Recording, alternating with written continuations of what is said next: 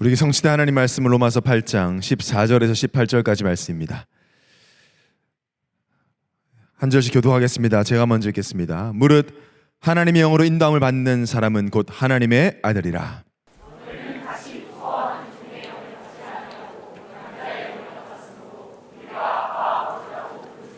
성령이 친히 우리의 영과 더불어 우리가 하나님의 자녀인 것을 증언하시나니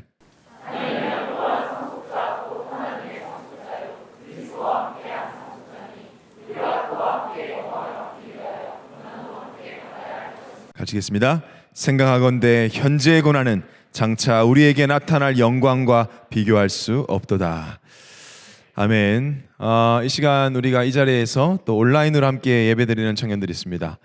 지금 코로나가 좀 격상되었기 때문에 이제 나오지 못하고 직장에서 또는 군부대에서 예배드리는 청년도 있고, 그래도 우리가 시공간을 초월해서 함께 예배드릴 수 있는 게 너무 감사하잖아요. 지금 케냐에서도 함께 하고 있거든요. 우리 김감사 성에서 혹시 줌 화면 공유됩니까? 화면에 되나요? 시스템국 안 됩니까? 하여튼 지금 화면에 보면 케냐는 겨울이어가지고 털모자 쓰고 있습니다. 케냐가 털모자 쓴 것 처음 봤습니다. 그래서 우리 어디에 있든지 우리가 함께 예배할 수 있음에 감사하는 마음으로 이렇게 인사합시다. 함께 예배드릴 수 있음에 감사합니다. 아까 저는 사실 여기 뒤에 있으면요, 모니터가 잘 스피커가 안 들려가지고 그러니까 멘트 소리가 잘 안 들려요. 그래서 김모세 국장이 하나님 말씀에 막 되는 시간 되게 해달라고 기도하잖아요. 슈네코 되게 해달라고 같은데 뒤에 있으면 심쿵하게 해달라고 들려요. 말씀에 심쿵하게 하시고, 근데 그 말이 너무 좋은 거 있죠. 우리 한 번 더 인사합시다. 말씀에 심쿵하는 시간 됩시다. 말씀이 너무 좋아서 심쿵하면 얼마나 좋겠어요. 내일부터 이제 4단계가 돼서 이제 오늘이 7월에 오프라인 마지막 예배가 될 것 같고요. 다음 주, 그 다음 주는 이제 온라인 예배일 것 같습니다. 벌써 참 아멘 없는 예배를 드리는 게 저도 참 힘들지만, 우리는 시공간을 초월하는 역사이기 때문에 아무 상관이 없죠. 그래서 그러나 또 오프라인 예배가 주는 힘이 있잖아요. 함께 모여서 드리는 예배가 힘이 있기 때문에 2주간 또 더 연장될 수도 있으니까 당분간 없으리 함께 해드리는 현장 예배를 오늘 마음껏 누리시기를 바랍니다. 오늘 말씀 제목이 나는 누구인가인데 오늘 강단에서 답이 나와버렸어요. 그래서 제가 오늘 강단, 제가 청년 강단을 외칠 테니까 여러분이 우리 오늘 본 강단, 우리 본교회 강단 제목을 외쳐보면 됩니다. 제목 뭐였죠? 청문회 원자. 제가 내가 청년 제목 여러분 강단 외치면 되겠습니다. 나는 누구인가? 나는 누구인가? 네, 마치겠습니다. 마치면 되고 제 준비할 필요가 없었을 것 같아요. 그래도 준비했으니까 나는 누구인가라는 제목으로 말씀드리도록 하겠습니다. 세계 랩먼트 대회가 이제 다가오죠. 8월 3일부터. 올해도 역시 코로나로 인해 작년과 마찬가지로 이제 온라인으로 진행이 되는데, 우리의 명절 같았던 그 시간이잖아요. 함께 모여서 또 참석을 안 해보신 분들은 잘 모르겠지만 랩먼트로 자라오면서 이렇게 수련회를 쭉 참석해본 분들은 그래도 1년에 한 번 그렇게 다 모여서 예배드릴 때 함께 모이는 이 하나님 자녀가 함께 모였을 때 역사하는 성령이 얼마나 강한가 이런 것들도 체험을 했고요. 혼자 있을 때는 입 뻥뻥 안 하던 사람이 거기 가서는 막 2만 명, 3만 명 함께 찬양했던 그 시간들, 매년 돌아올 것만 같은 당연했던 일상이 이제는 간절한 소망이 되었습니다. 물론 이 시간이 지나고 나면 더 큰 감동과 감격을 맛보는 시간이 오겠죠. 저는 특히 이제 매년 스텝으로 섬겼기 때문에 좀 더 특별한 추억도 많고요. 2013년도에 제가 처음 팀장부 스텝으로 들어갔는데 사실 스텝하기 싫었어요. 저는 스텝을 하기를 되게 소원하는 청년들 많이, 저는 싫더라고요. 전도사 사역을 하고 있었고, 사실 우리 랩먼트들, 우리 교회 애들하고 같이 좀 좋은 시간 보내고, 솔직히 교육자들은 거기 쉬는 시간이거든요. 가면 조장께 맡겨버리고 우린 또 해운대 바다 가고 막 이랬던 시간이었는데, 이게 막 스텝 해버리니까 계속 매여 있어야 되잖아요. 근데 그래서 안 하려고 했는데, 이렇게 막 담임 목사님 통해서 막 그때 당시에 섬기던 교회 목사님한테 연락이 와가지고 이제 스텝도 이제 완전히 그냥 막 이렇게 이렇게 몸으로 때우는 스텝 하면 좋은데 약간 같이 기획하는 그런 스텝으로 갑자기 들어간 거죠. 제가. 그러니까 저하고 유광수 목사님 사이 되시는 분하고 몇 명 이렇게 소수만 딱 들어갔어요. 갑자기. 어색하더라고요. 이미 그 팀 그 스텝을 몇 년 동안 한 분들이 계시니까 자기들끼리 막 호흡이 맞고 재밌고 인사도 하는데 저는 진짜 제가 순교하라면 하겠는데 너 어색할래? 그러면 안 하고 싶어요 저는. 진짜 순교 고문 좀 당하고 순교할래? 아니면은 모르는 사람과 3박 4일 같이 할래? 그럼 저는 순교하겠다 할 정도예요. 그 정도로 불편하거든요. 그러니까 뭐 한참 어린 대학생 랩런트들도 있고 저는 나이도 어중간하고요. 위에 한참 목사님들도 있고요. 그러니까 그 팀장부 인사하러 딱 이제 스텝을 하는데 진짜 한 20명 되는 사람들 아무도 나를 반기지 않는 막 네가 오거나 말거나의 느낌인 거예요. 나를 왠지 눈치 보는 것 같고 나를 싫어하는 것 같고 막 분위기가 그래요. 아니 그 기본적인 사회생활 하는 사람이 말도 좀 걸고 인사도 하면 될 건데 말도 안 걸고 인사도 안 하고 이게 지금 그건 이게 3박 4일 동안요. 꽤 긴 시간이에요. 3박 4일 동안 혼자 도시락 싸서 밥 먹고 뭐 일을 시키지도 않고 일이라도 좀 시키면 뭐 저기 쓰레기라도 버리라고 하면 버릴 텐데 쓰레기 버리려고 그러면 뭐 대학생이 와서 제가 버릴게요. 버리고 뭐 나가지도 못하고 가만히 있는 겁니다. 제가 속으로 다시는 내가 스텝 하나 봐라. 진짜 이런 생각만 했어요. 이거 뭐 다시는 안 한다.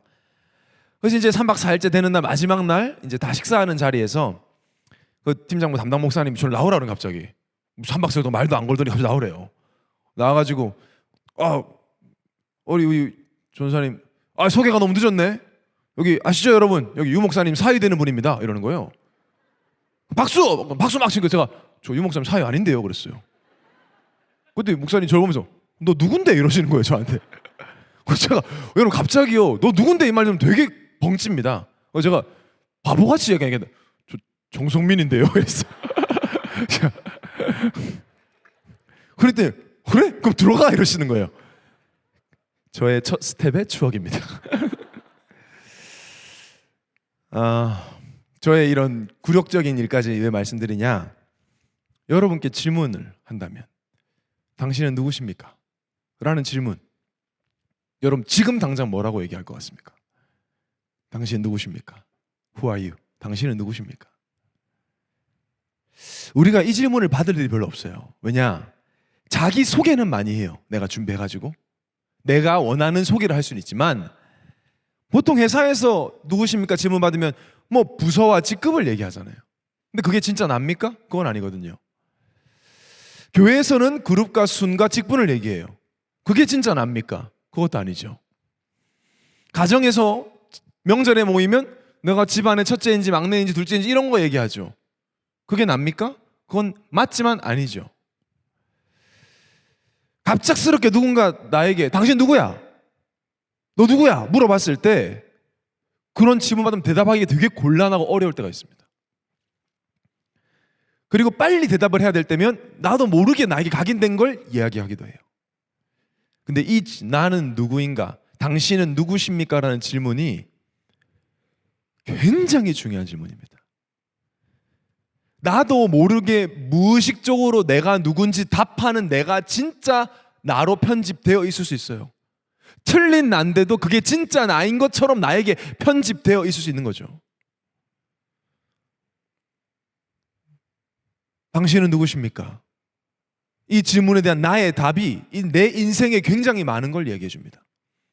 내가 무엇에 우선순위 두고 있는지, 나에게 무엇이 가치 있는지를 다 말해주는 말이에요. 그게 내 스스로가 아무도 없을 때 내가 나에게 물어봤을 때 그때 나오는 대답이 지금 생각하는 나일 수 있는 거죠. 한마디로 정체성. 성경이 복음 다음으로 강조하는 게 정체성이에요. 거룩 정체성 얘기입니다. 성도 정체성입니다. 언약 정체성 이야기예요. 복음 다음으로 중요한 건 정체성이에요. 내가 누구인가? 너무너무 여러분이 지금 상상하는 이상으로 중요하다, 중요해. 그것보다 훨씬 중요합니다. 어느 정도로 중요하냐? 사람들이 이 질문에 대한 답을 이상하게 해서 어려움 당합니다. 내가 누군지 모르니까 안 되는 나만 생각하니까 난 안 돼. 난 망했어.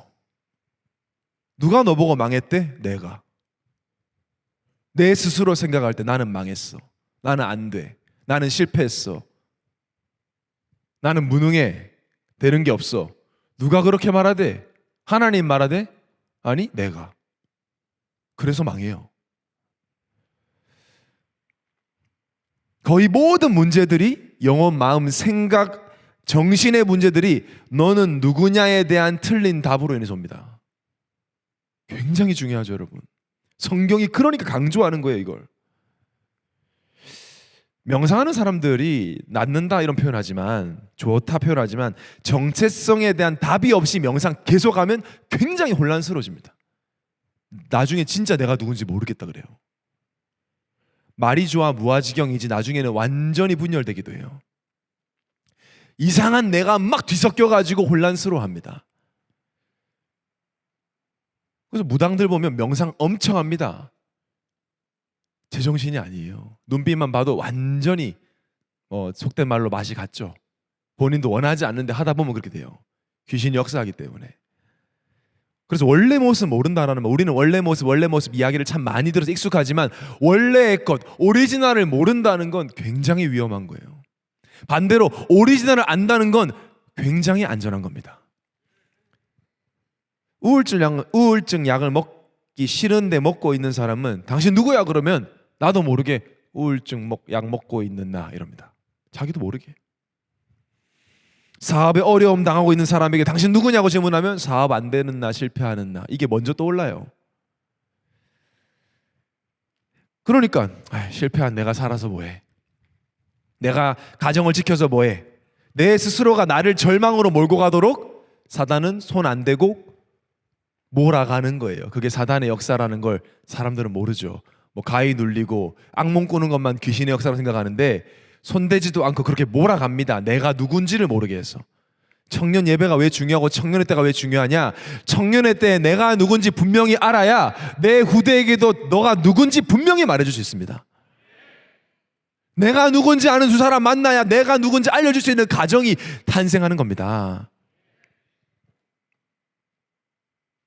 하나님의 말씀대로 내가 누구인지 올바르게 알면요, 진짜 내가 누군지 생각만 해도 치유가 시작됩니다.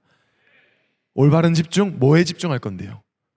나를 창조자 하나님과 그 하나님 말씀하시는 나에 대해서 조금만 집중해도 마음, 생각, 영혼 치유돼요. 제가 체험하고 말씀드려요. 정말 치유됩니다. 싸우지 않고 이기는 힘, 고치지 않고 살리는 힘이 어디서 나오냐? 올바른 정체성에서 나옵니다. 어디서 나온다고요? 올바른 정체성에서 나온다. 훗날 우리의 자녀들이 우리에게 물어볼 때 뭐 그때까지 갈 필요도 없이 날마다 내 스스로에게 나는 누구인가 질문하고 올바른 답을 할 때 내가 살아나는 역사가, 여러분 그러고 싶지 않아요? 아침에 눈 떠서 거울 보고 나는 누구지라고 물어보고 내가 답했을 때 내가 살아나는 그 체험을 하고 싶지 않냐고요, 여러분. 아침에 세상 음악 듣고 뭐 별 루틴을 다 해도 나를 살릴 수 없잖아요. 나를 살릴 수 있는 힘이 있다면 어디서 나온다고요? 올바른 정체성에서 나온다. 오늘부터 언약의 7대 흐름을 살펴볼 것이고요. 그 첫째 흐름이 바로 나는 누구인가라는 거예요.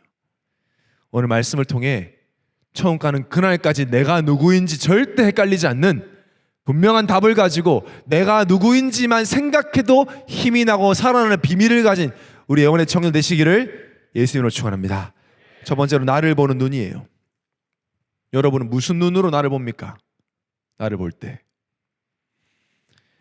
정체성을 모르고 내가 누군지 신분을 모르고 헷갈려 한다는 건 생각보다 심각한 일이에요. 어린아이가 엄마를 잃어버리면, 저도 그런 경험 있거든요. 백화점에서 엄마 잃어버린 경험을. 여러분 다 뭐 있을 수 있겠죠. 만약에 어린아이가 엄마를 잃어버려도요, 경찰서에 가거나 보호소에 가서 내가 누구고 우리 엄마가 누구고 전화번호가 뭡니다라고 말할 수 있다면요, 그 엄마를 잃어버린 경험이 그 아이를 굉장히 성숙하게도 만들어요.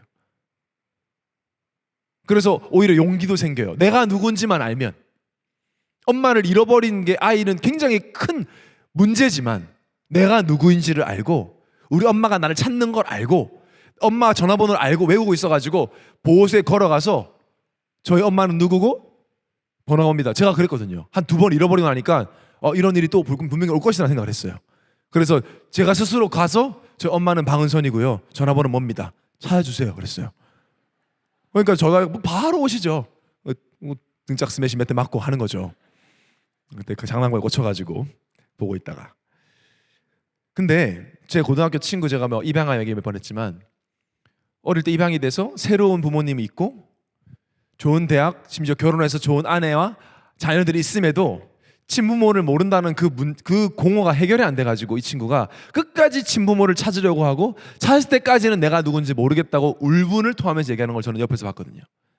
내가 누군지 모르겠다. 내가 누군지 모르겠다. 이 말이요 얼마나 공허하게 들리던지.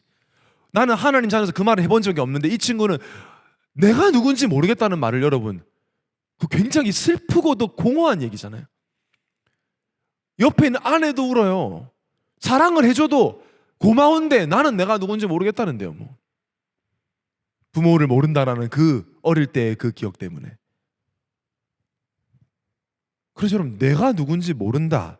혹시 또 혹은 내가 누군지 안다. 이 말은요 그 사람의 인생을 좌우해버립니다. 그래서 오늘 본문 굉장히 중요하죠. 로마서 8장 14, 15절 다시 한번 읽어보겠습니다. 시작. 무릇 하나님의 영으로 인도함을 받는 사람은 곧 하나님의 아들이라. 너희는 다시 무서워하는 종의 영을 받지 아니하고 양자의 영을 받았으므로 우리가 아빠 아버지라고 부르짖느니라. 하나님의 영으로 인도받는 사람은 하나님의 자녀. 그럼 반대로 말하면 다른 영에 인도받는 사람은 마귀 자녀. 무서운 말이에요. 하나님의 영으로 인도받지 않고 하나님의 영이 아닌 다른 영의 인도를 받으면 마귀 자녀다. 그래서 하나님 무서워합니다. 많은 세상의 교회들이 있지만 이 말 잘 안 하더라고요. 뭐가 그렇게 두려운지. 하나님의 영이 없으면 마귀 자식이라는 말을 왜 못합니까? 못해요. 성경은 얘기하는데. 그래서 하나님을 무서워하죠. 모든 종교 하나님, 신을 무서워해서 섬기는 거예요. 이슬람? 알라한테 저주받기 싫어서 섬깁니다. 뭐 가까이 우리 부모님들의 제사? 혹시나 뭐 잘못될까봐 제사 지냅니다. 제사가 좋아지는 사람 없어요. 조상이 나를 벌할까봐, 뭐가 혼사길이 막힐까봐 이래서 절을 합니다. 영화 개봉하거나 사업을 새로 개업할 때 왜 돼지 대가리 가져놓고 절하냐? 잘 안 될까봐 이거 안 하면. 고사 안 지내 문제 올까봐. 전부 다 그겁니다. 헬라어로 종교라는 말이요 데이시 다이모니아란 말이에요. 데이시라는 말과 다이모니아의 합성이에요. 데이시는 두려워한다는 뜻인 데이도에서 왔고요. 다이모니아는 귀신들이라는 뜻이에요. 다이모니아, 여러분 영어로 귀신이 뭐죠? 디먼. 똑같은 어원에서 온 겁니다. 귀신을 두려워한다는 뜻이에요. 종교는. 그래서 모든 종교가 귀신을 두려워하죠.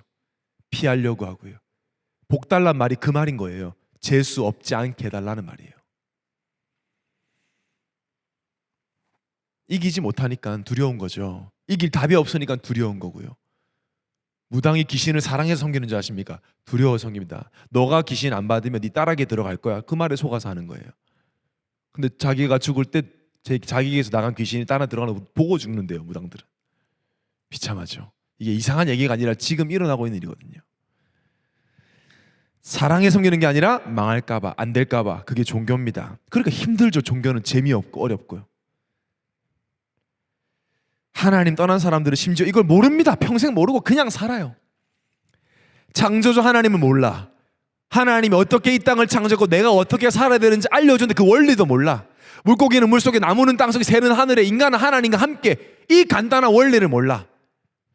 그러니까 어쩔 수 없이 나를 보는 눈이 엄청난 한계 안에서 봅니다. 아무리 좋은 학교 나고 책을 많이 봐도 결국 세상이 나를 말하는 나, 사람들이 말하는 나, 내가 생각하는 나, 여기 세 개에 딱 묶여서 삽니다. 그냥 우리 다 그렇게 살았잖아요. 세상에서 말하는 나, 그게 나야. 사람들이 말하는 나, 그게 나야. 그러니까 사람들에게 인정받으려고 미친 듯이 생을 거는 거예요. 그렇게 나를 생각할 수밖에 없도록 세팅이 되어 있습니다. 이 세상은요. 그런 거 무시하고 살면 이상한 세상 부적응자가 돼버리니까 그렇게 살아야 돼요. 성경에서 말하는 창세기 3장, 6장, 11장 나, 돈, 성공 중심으로 살도록 세팅이 돼 있어요. 태어나면 우리가 아이 낳잖아요. 우리 아이도 그 세팅된 세상을 살아야 되는 거예요. 내가 얼마나 원하는 삶을 살고 있는가, 얼마나 편하게 하고 싶은 걸 하며 살고 있는가, 얼마나 성공해서 어떤 집에 어떤 차에 내가 월급 얼마 받고 연봉이 얼마인가, 이걸로 나를 판단합니다. 이것이 세뇌되어 있습니다. 세상은. 죄인들은 세뇌당하거든요. 죄인들은. 의인들, 하나님 자녀나 진리를 깨닫지 죄인들은 세뇌당해가지고 못 알아들어요.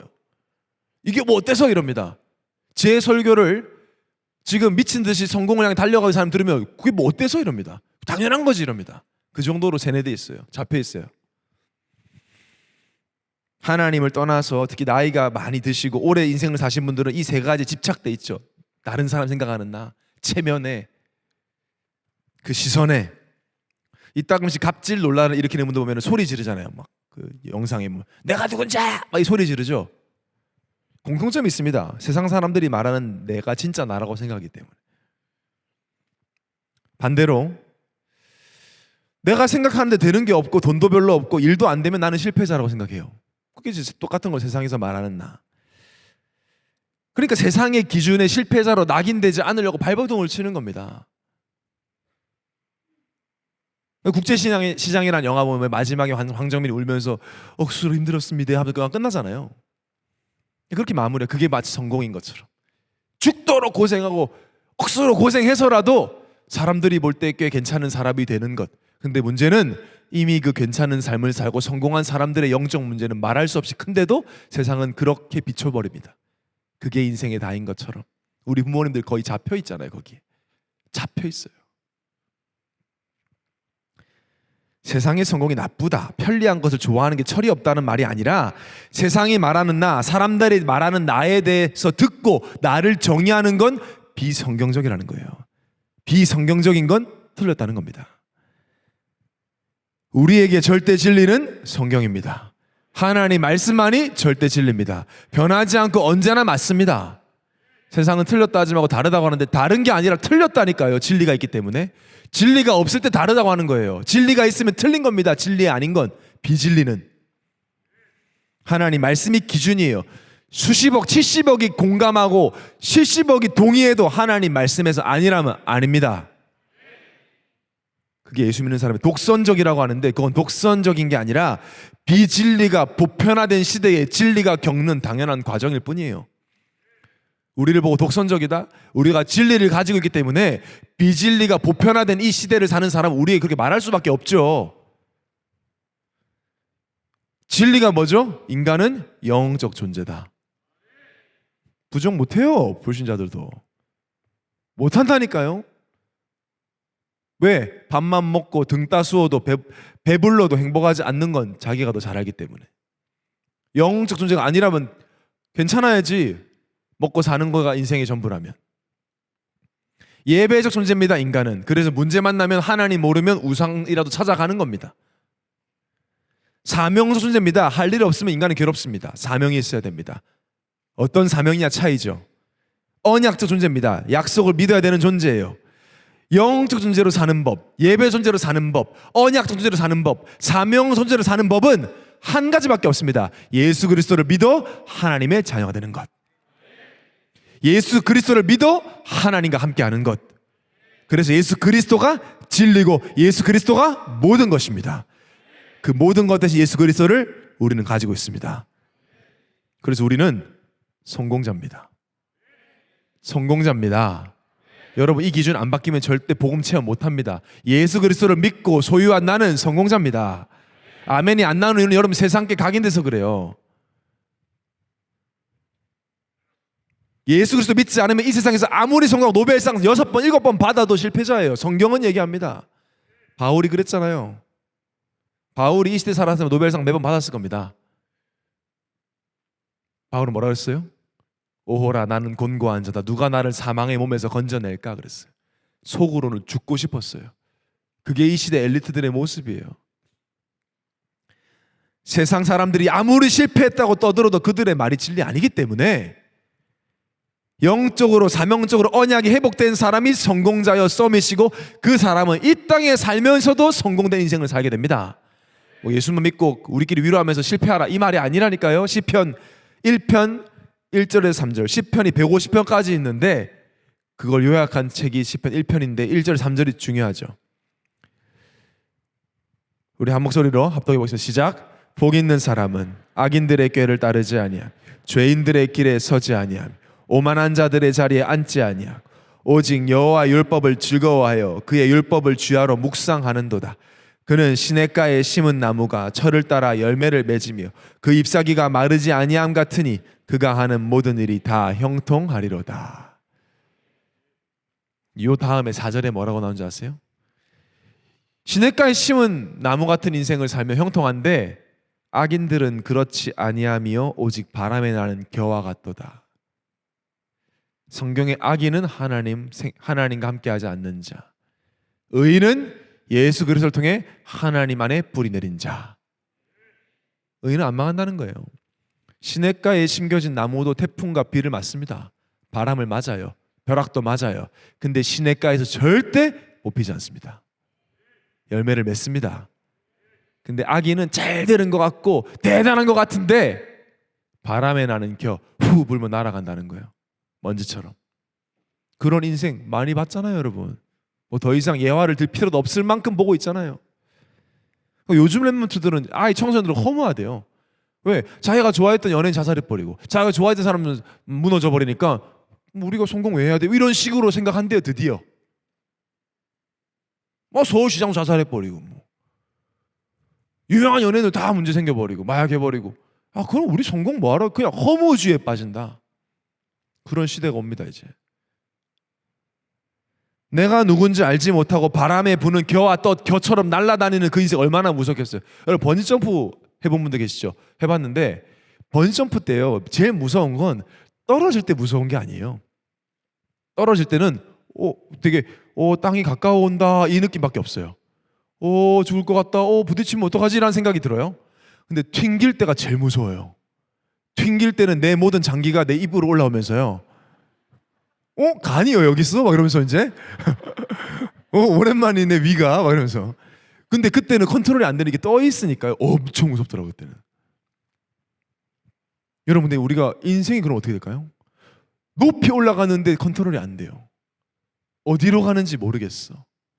이 공부 저 공부 죽기 사기로 하는데 내가 지금 균형이 안 돼. 안 되거든요 여러분. 하나님 없으면. 바람에 나는 겨 엄청 무서운 얘기예요 이거. 그러니까 여러분 난 지금 대단한 자리에 못 올라갔다 감사하시기 바랍니다. 여러분 만약 이 답도 없이 올라갔으면 여러분 큰일 나는 거예요. 답이 풀렸죠. 그래서 하나님이 나를 다 떨어뜨렸구나. 역시 공평하신 하나님. 반대로 시냇가에 심겨져 있다. 태풍이 온다. 바람이 온다. 힘든 것 같지만 우리의 뿌리는 그리스도 예수 안에 박혀있기 때문에 철을 따라 열매를 맺으며 하는 모든 것이 형통하리로다. 너무 멋있어요. 이 말씀이 너무 멋있어. 진짜 너무 간지나 하나님 말씀이. 이렇게 멋있을 수가. 세상과 비교가 안 돼요. 이런 하나님의 자녀가 우리인데 하나님 믿는다고 말하는 청년들이 전혀 이걸 믿지 않고 사는 것처럼 보일 때가 많아요. 제가 청년사 가면서 면밀히 보니까 막 흔들리는 청년들을 보니까 마치 내 뿔이 뽑힐 것 같아요 라고 말하는 청년들 보니까 나에 대한 착각, 즉 신분을 망각하고 살더라고요. 내가 누군지 몰라요. 계속 몰라요. 한 번은 실수인데 두 번은 실력이란 말이 있습니다. 한 번 잊어버리면 어쩔 수 있다 생각하지만 계속 내가 누군지 잊어버리면 그건 실력이에요. 나의 신분을 완전히 망각한 채 하나님 자녀임에도 세상 사람들이 말하는 말에 흔들려버리고 불신 부모님 말하는 말에 흔들려버리고 심지어 세상에서 말하는 성공을 하게 해달라고 울고불고 기도하는 하나님 하실 성공이 있는데도 그렇게 기도 안 해요. 기도가 나쁜 거 아닌데. 참 미안한 얘기인데 제가 아침에 제가 2019년도에 2018년도 제가 청년에 부임하고 아침 기도회 인도를 예전에 구청사 이쪽 창고 같은 데서 했잖아요. 인도를 하는데 지금이야 너무 좋은 애청선이 있지만 그때는 제가 음악도 켜고 이랬거든요. 약간 DJ 느낌이었어요. 약간 같이 기도합시다 하면서 음악 싹 켜고 이제 기도하고요. 싹 줄이고 막 이렇게 했거든요. 조금 하니까 기도 소리가 들려요. 한 몇 명, 한 5, 6명 와 있으니까 들리는데 우리 종무 있잖아요. 김영원 햄버거 좋아하는 종무가 기도를 유난히 크게 합니다. 그 좁은 공간에서 나 기도한다 이런 느낌으로 해요. 전형적인 이제 바리새인 기도죠. 사람들 보는 데서 하는 기도죠. 근데 이 기도 내용이 다 들려요. 얘가 하는 기도가. 사투리도 심하게 쓰잖아요. 자꾸 뭐라고 하냐면 하나님 쪽팔리지 않게 해주세요. 이 기도를 계속 하는 거예요. 하나님 내 쪽팔리면 안 되잖아요. 쪽팔리지 않게 해주세요. 이거를 10분 동안 해요. 주문처럼. 한 번 하면 먹어야 돼. 하나님 쪽팔리면 안 되잖아요. 쪽팔리지 않게 해주세요. 쪽팔리면 안 되잖아요. 나 쪽팔리기 싫어요. 이 말을 계속해요. 제가 한 번 들었어요. 계속 들으니까 혼자서 고민했어요. 저 기도가 지금 성경적인가? 진짜 제가 생각을 했어요. 저 기도가 과연 하나님이 들으면 어떤 느낌일까? 복음을 위해서면 쪽팔려도 되는 거 아니냐? 형원이는 과연 무엇 때문에 쪽팔리기가 싫은 것일까? 진짜 고민을 했어요. 예수님이 십자가 지는 거 앞두고 이 말 했으면 어떻게 됐을까? 예수님이 갈보리에서 올라가기 전에 쪽팔리지 않게 해달라. 엄청 쪽팔리잖아요. 예수님 벌거벗고 십자가 져야 되는데. 틀렸다는 게 아니라 그런 생각했다는 겁니다. 사실은 이제 우리의 신분, 이미 하나님 주신 것에 대한 걸 잘 모르면 쪽팔리기 싫지만 복음에 유익하다면 쪽팔릴 수 있는 힘도 있는데, 내가 누군지를 전혀 모르고 계속 망각하며 살면요, 나중에 어떻게 되냐면 아무 일이 없으면 괜찮은데 틀린 체험을 해버려요. 그 틀린 체험이 뭐냐면 하나님 믿으면 악망하게 되거든요. 하나님을. 근데 무악망의 삶을 살아요. 하나도 기대가 안 되는 거예요. 하나님이. 왜? 해봤는데 안 되던데요, 이 말에. 교회 떠나는 사람들 이런저런 핑계 대지만 한마디로 하나님 체험 못 해봤습니다, 이 말이거든요. 하나님이 누구신지, 예수 그리스도가 누구신지, 나와 함께하는 성령이 누구신지 전혀 생각하지 않고 정신없이 바쁘게 살다 보니까 내가 진짜 올바른 신분과 권세를 누리는 기도를 안 해놓고 뭐라고 하느냐? 예수 믿어도 안 되네, 복음 가지고도 안 되네 라고 말하는 틀린 체험. 이 틀린 체험을 한 사람의 틀린 증언을 랩먼트를 가면 랩먼트는 반드시 낙심해요. 여러분 어디 가서 틀린 체험을 여러분 했다 하더라도 랩먼트는 제발 그렇게 말하지 마세요. 해봤는데 안 되더라. 안 해봤잖아요, 솔직히. 진짜 내가 누구인지 날마다 기억하고 살아본 적 없으면서 안 된다고 하는 게 너무 제일 안타까운 것 같아요, 사역하면서. 똑같은 하나님, 나는 체험하고는 하나님 왜 당신은 체험하지 못합니까? 라고 말해주고 싶은데 해봤다고 하더라고요. 그게요, 결정적일 때 이런, 평상시에는 안 드러나요. 틀린 체험이나 무악망이 언제 결정이 드러납니다. 중요한 결정할 때.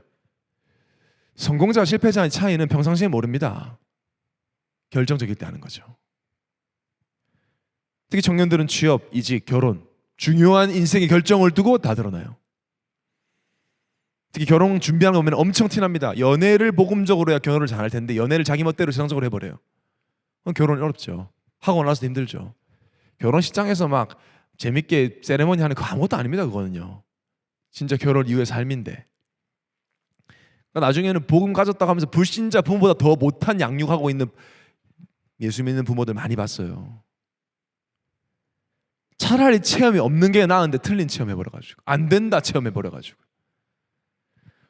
그러니까 내가 누군지 전혀 모르고 살면 세상에 이리 차이고 저리 차이고 시냇가에 뿌리 내려야 되는데 본인이 바람이 나는 겨가지 살다 보니까 여호와를 앙망해야 되는, 더 이상 앙망하지도 않아요. 앙망의 뜻이 뭐죠? 기대하면서 바라보는 겁니다. 그게 행복이잖아요. 여러분, 오늘보다 내일 성령이 나에게 하실 일이 있다라는 걸 기대하고 바라보면 그 자체가 행복입니다. 그리고 하나님은 우리의 기대를 저버리신 적이 한 번도 없습니다. 믿음으로 살아갈 때 그걸 확인하게 돼요, 여러분. 그게 믿음으로 사는 사람이에요. 믿음으로 살아야만 확인할 수 있어요. 그 믿음에 반드시 응답하시는 하나님이시라는 것을. 근데 무악망의 삶은 종교생활이에요. 그냥 무서워서 그냥 습관처럼. 최악이고요, 비극입니다. 이 비극은 내가 누구인지 모르는 데 시작되었습니다.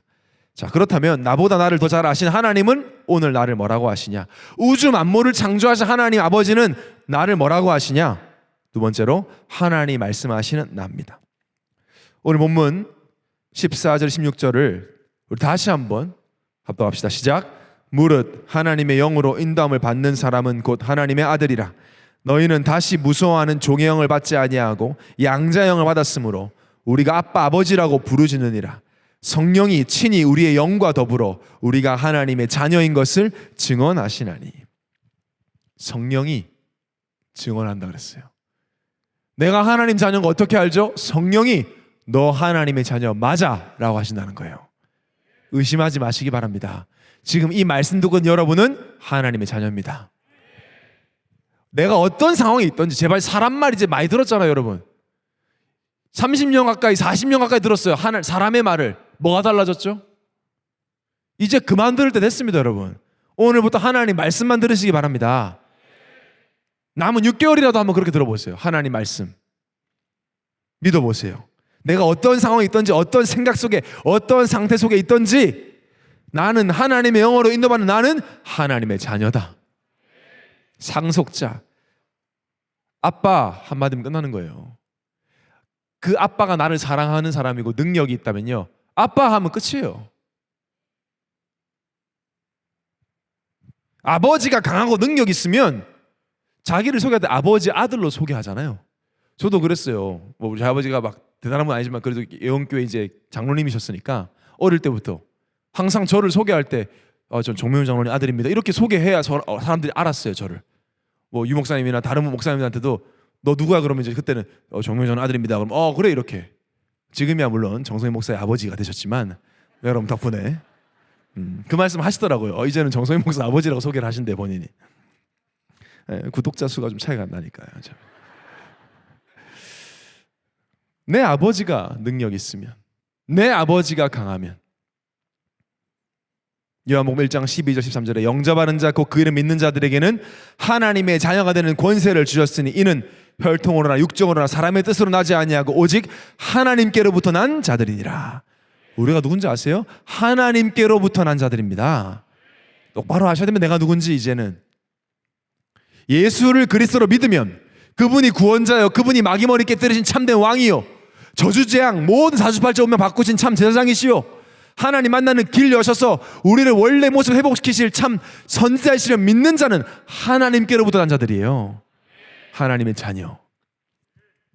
앞으로 여러분이 여러분에 대해서, 다른 사람이 여러분에 대해서 물으면 당신 누구야? 너 누구야? 물으면 나는 하나님 자녀입니다. 이게 우리의 정체성이에요. 복잡한 거 하나도 없어요. 그게 정답이에요. 자녀 정도가 아니라 상속자. 17절에 자녀이면 또한 상속자 곧 하나님의 상속자요 그리스도와 함께한 상속자니 우리가 그와 함께 영광을 받기 위하여 고난도 함께 받아야 할 것이니라. 이 땅에서 받는 고난, 예수 믿는다고 좀 무시당하고 여러분 가정에서 핍박 괜찮습니다. 앞으로 장차 영광에 비교할 수 없도다. 우리 앞선 전도자들이 타협하지 않고 복음 지켜서 우리가 영광을 얼마나 누립니까? 지금 이런 교회에서 이런 말씀 들으면서 이런 찬양하면서 우리 역시 우리의 영적 싸움을 때 우리 후대가 그 영광을 보게 될 것입니다. 아버지가 왕이니까 아버지께 내 거예요.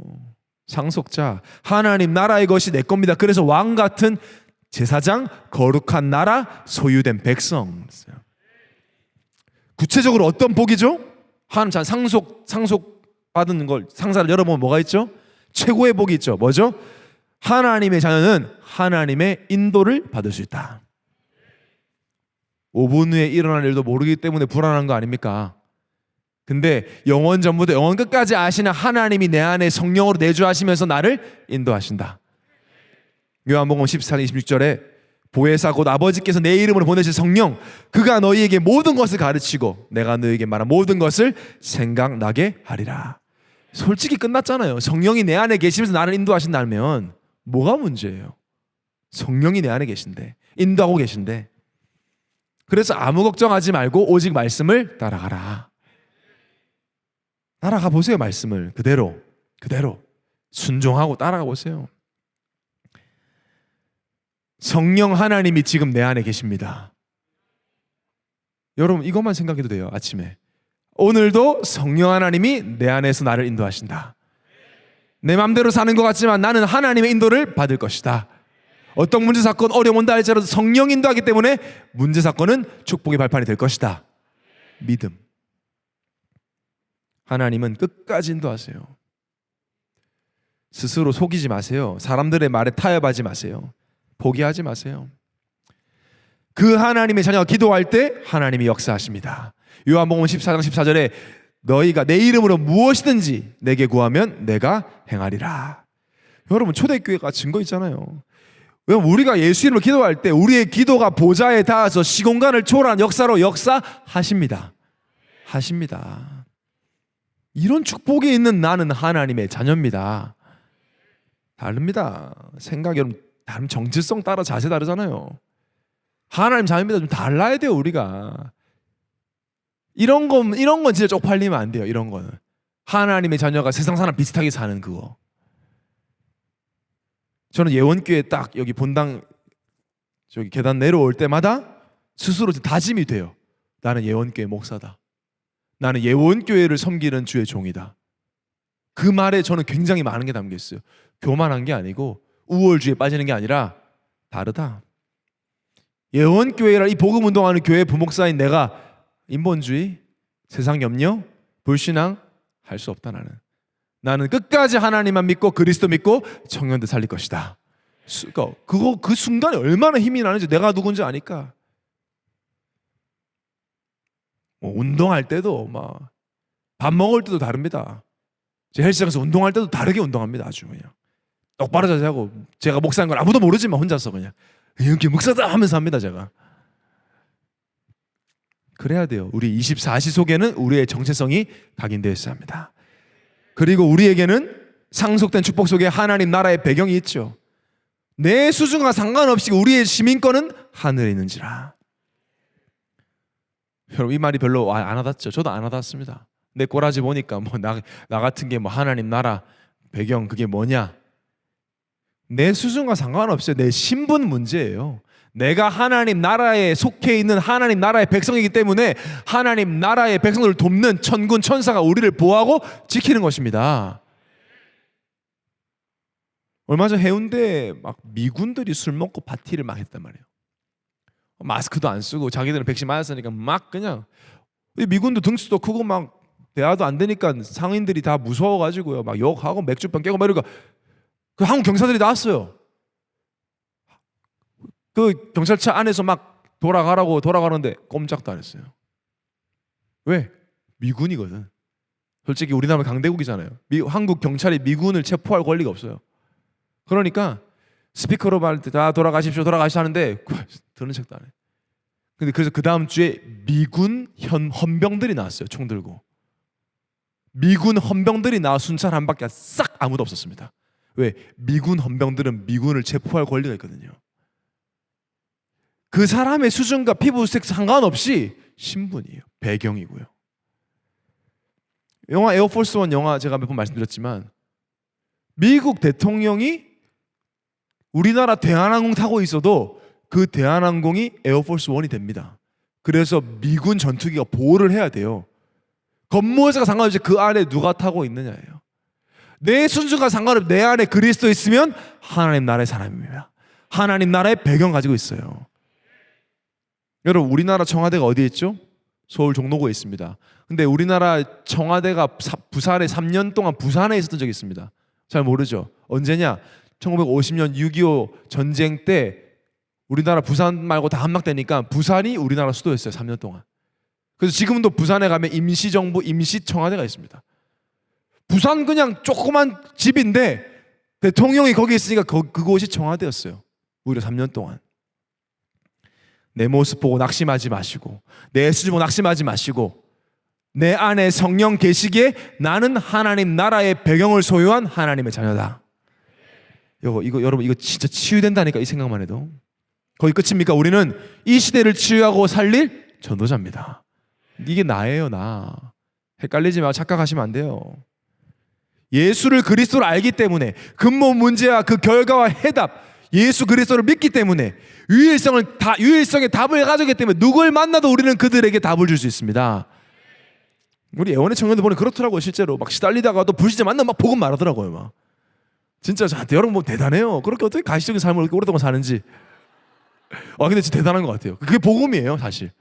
막 나 시달리고 막 직분자들끼리 모여가지고 안 돼요, 힘들어요 하다가도 불신자 세 가족 만나면 그리스도 안에 다 있어 하면서 왜 인간의 행복이 없는 줄 알아? 야, 그렇지, 맞아요. 그게 전도자. 왜? 우린 답이 있으니까요. 왜 그래? 뭐 기독교인이 다 이거 관심 없, 전도에 관심 없는 기독교인들 많습니다. 나 은혜 받고 나 잘 되고 우리 가족 잘 되고. 거의 저도 찬양 BGM 이런 거 이렇게 유튜브 들어보면은 밑에 있는 기도 제목들을 막 올리는데 99% 거의 다 그냥 봉은사가 있는 기도 제목. 병 낫게 해줘, 잘 되게 막 이런 기도. 어쩌다 한 번씩 이제 되게 은혜로운 기도 제목도 있던데. 근데 우린 다릅니다. 하나님 우리를 예원교회로 부르셨어요.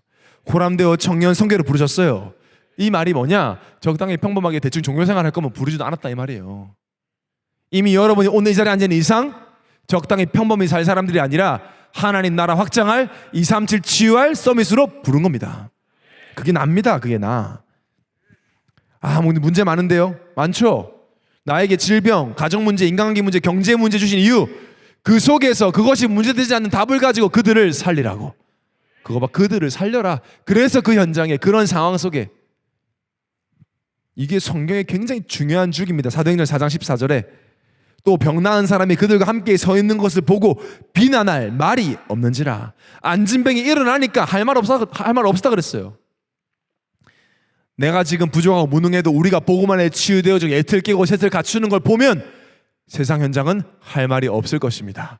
저는 그날을 기대하고 꿈꿔요. 하나님 우리 예원 청년들을 보면서 세상 불신자들이, 무신론자들이 할 말이 없게 하여 주옵소서.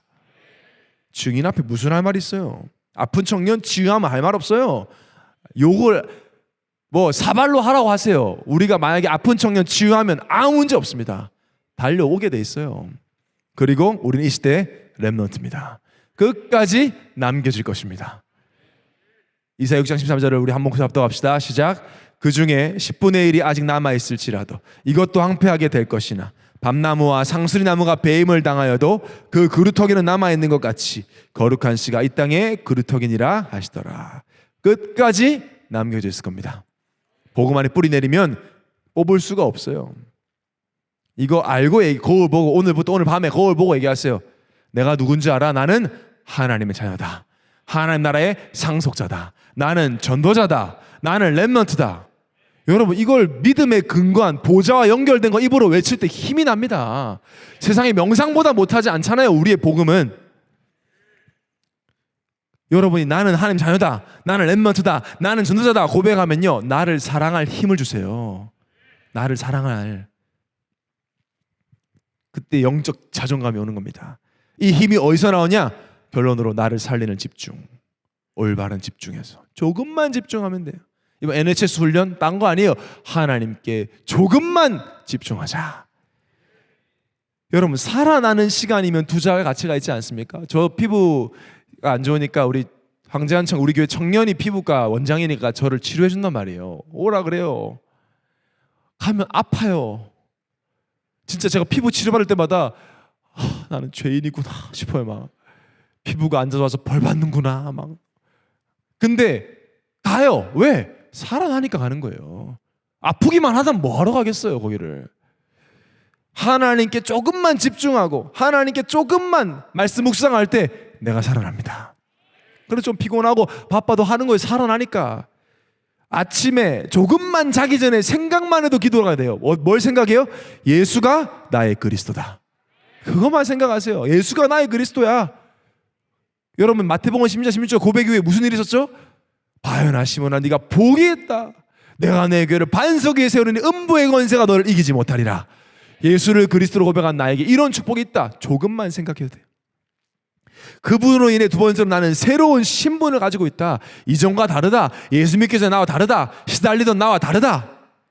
과거에 어떤 일이 있었다 할지라도 나의 신분은 새롭다. 오늘도 하나님 하실 일을 앙망한다. 조금만 아침에. 그리고 명심하세요. 안 변하는 것 같다. 더 문제가 많아지는 것 같다. 아닙니다. 여전히 하나님과 함께 하십니다. 여전히 하나님 우리와 함께 하십니다. 여전히 합력하여 선을 이루고 계십니다. 여전한 위용, with Emmanuel oneness. 여전해요. 변하지 않아요. 코로나가 계속되고 있습니다. 2주간 여러분의 얼굴을 못 볼 생각하니까 되게 아쉽지만 저는 분명한 계획이 있다. 하나님이 우리가 훈련할 때마다 이랬으니까 우리 훈련할 때마다 온라인으로 바뀌더라고요. 그래, 시공간을 초월하는 올바른 집중의 능력을 맛보게 될 것입니다. 이번 한 주간 또 평생 나는 누구인가라는 질문만 해서 살아나는, 다른 사람 살릴만한 힘을 얻는 여러분 되시기를 예수님의 이름으로 축원합니다.